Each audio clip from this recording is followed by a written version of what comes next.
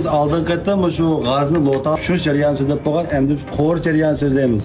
Ham shu o'xshagan g'az qo'risini qanday qo'rishni o'rganib qolsangiz, esa tepslarda qaraylik, qanday qo'yib turib qo'ygan.